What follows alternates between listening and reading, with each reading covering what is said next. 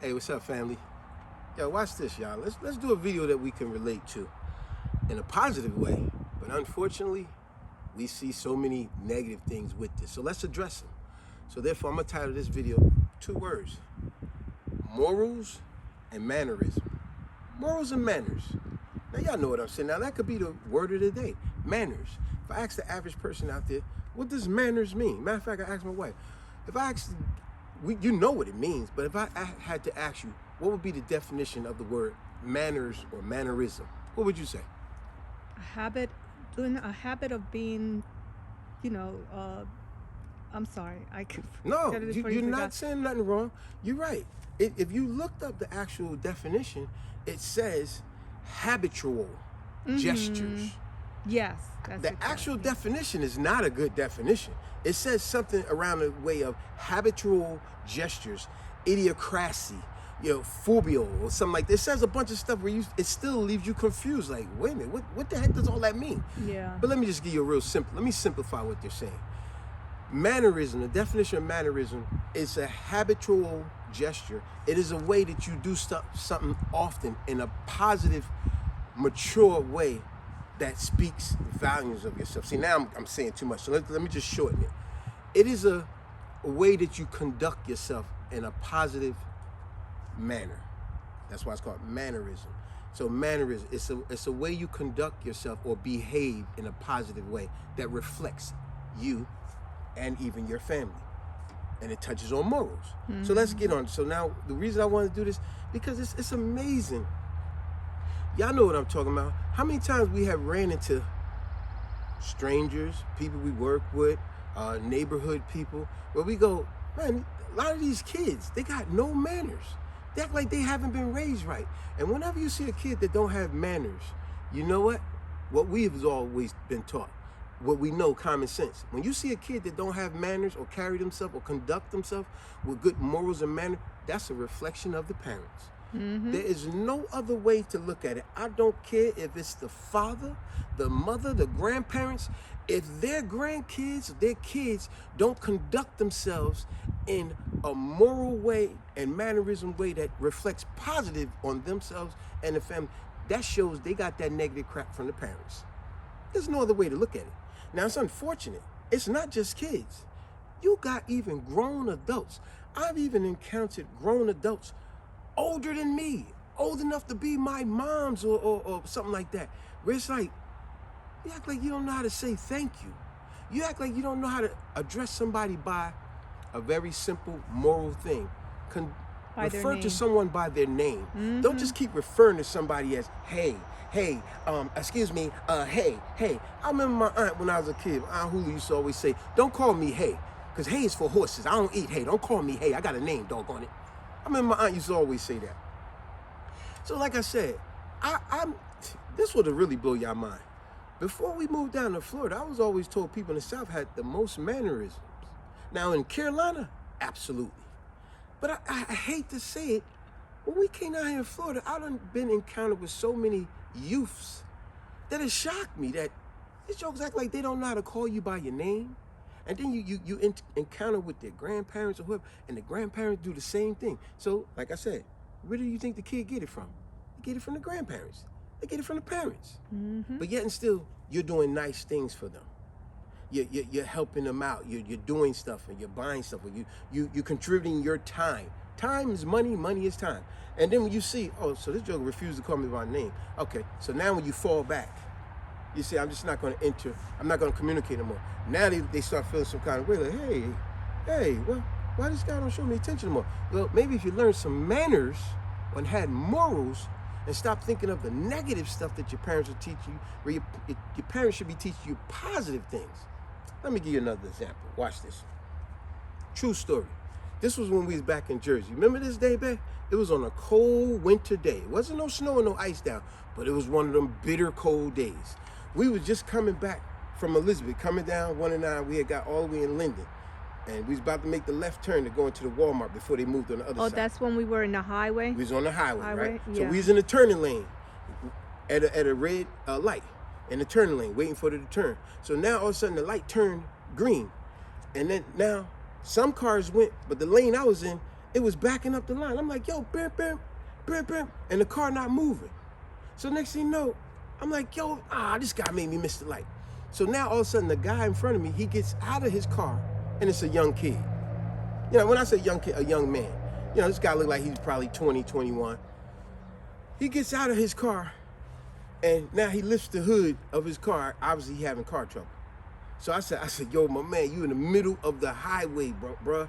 So I said, yo, shut your hood, man. He said, yo, man, but I don't know what I'm gonna do, man. Yo, man, my car won't start, man. It's stalled out on me. I said, don't worry about it, man. This is a true story. I said, don't worry about it. Yo, my man, get back in your car.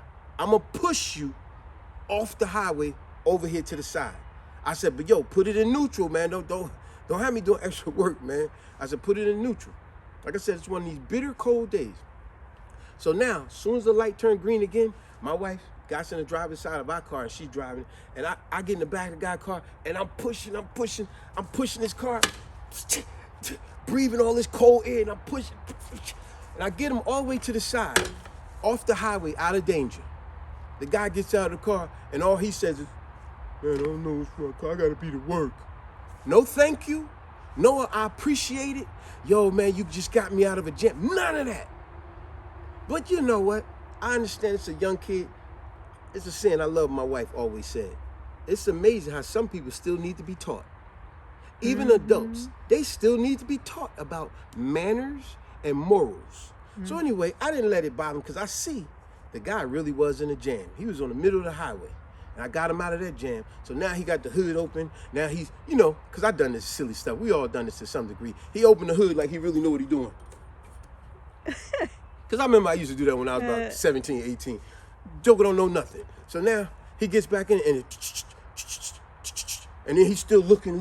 So I went in his driver's side. And now I try to start it. Then I look, I said, what the heck?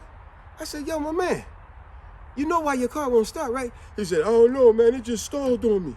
I said, bruh, you out of gas, man. I said, yo, your gas gauge work, right? He said, I don't know. See, I hate to say it, young, naive young man, you know what I'm saying?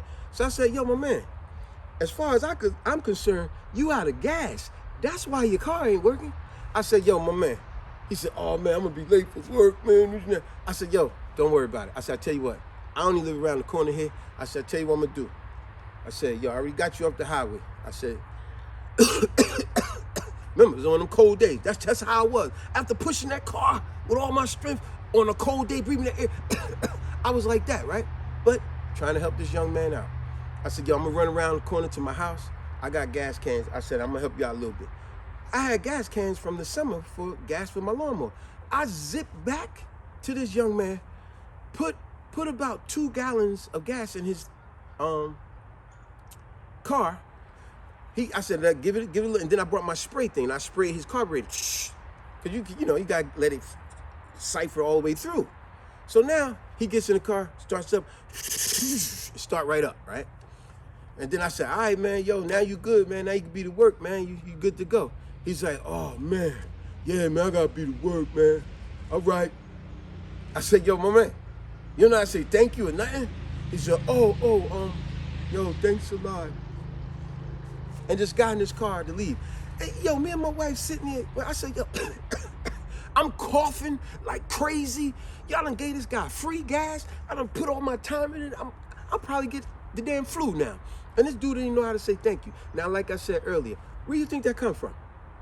He is a reflection of his parents, his grandparents. You don't know how to say thank you, I appreciate it. You don't know how to call nobody by their name. Like I said, I've encountered a lot of people like that. Whereas I done bought gifts for a person's grandkids, spent time with their kids, whatever, helped them out with whatever, even their homework. And every time I get around the kid just go, hey, mister, hey, hi. I'm told the joke of my name 100 doggone times. So now it gets to the point you be like, nah, you know what, I'm going to stop, man, because you are spitefully not calling me respectfully with morals and mannerisms by my name.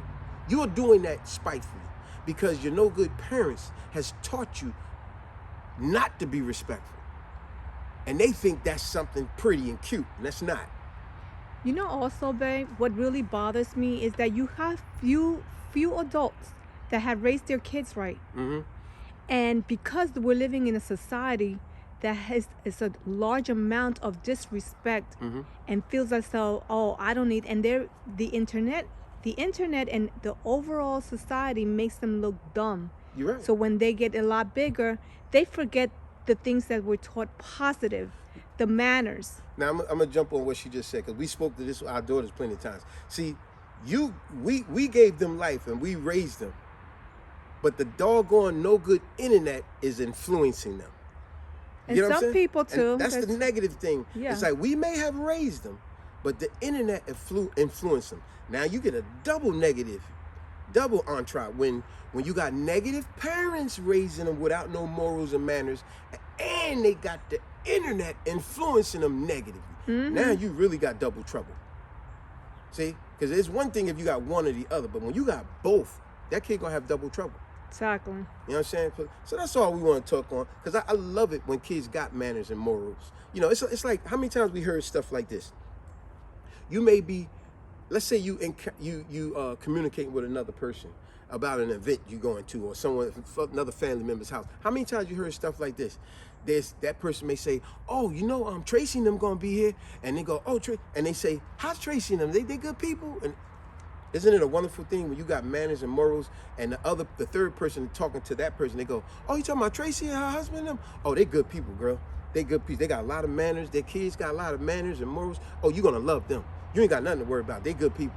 You're gonna love them. Matter of fact, they be at our place all the time. They great people. Now here's the flip side of that. Here's this side of that. When you come across where they say, oh, you know, John and his wife and his kids gonna be there. Is they good people? You know John and them?